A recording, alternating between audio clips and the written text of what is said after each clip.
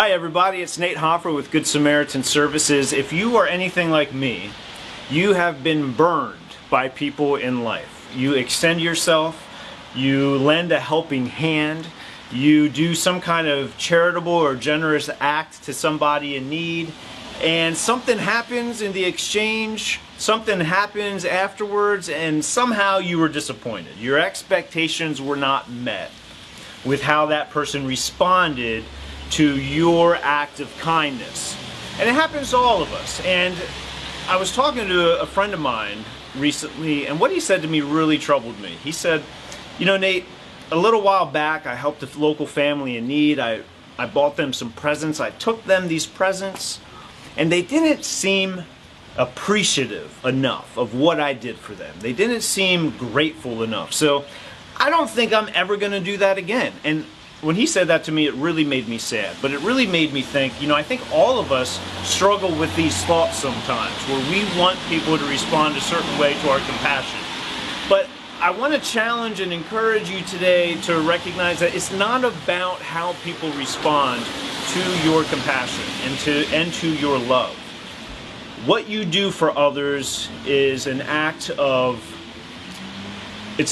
gratitude to God for what He has done for you. And it's got me thinking about the parable of the Good Samaritan. You know, in the parable of the Good Samaritan, the man is helped by the Samaritan, and we never hear in the parable what actually happens to the man who was helped. We never hear in the parable how the man responded to the help that he received from the Samaritan. Jesus never talks about that. He never mentions that. He never talks about, well, was the man appreciative? Was he happy? Did he give the Samaritan a hug? Did he write him a thank you card? Did he shower him with all of this appreciation and kindness and build the Samaritan up? It's never mentioned because it's not the point.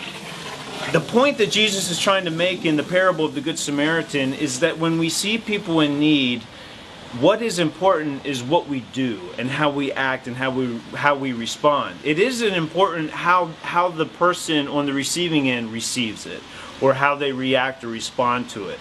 That's not the point. The point is to love our neighbor as ourselves, as Jesus instructed, and meet people where they're at who are in need, our neighbors, our fellow community members.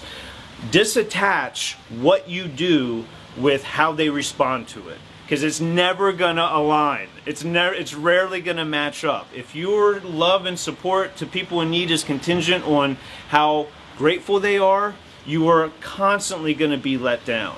Shift your focus. What you do for others is an act of worship to God. It isn't about how good you feel internally because of how people respond to it. It's all about doing what God has asked us to do, which is recognizing people who have been left alongside of the road, who have been beaten up by life, who are struggling and who are hurting. So stop looking for affirmation from man, because you will always be let down. But just know that the value of what you're doing, God sees it. He sees everything that you do, and it blesses Him, and you are being obedient to what He's asking you to do. And your reward and your affirmation comes from that.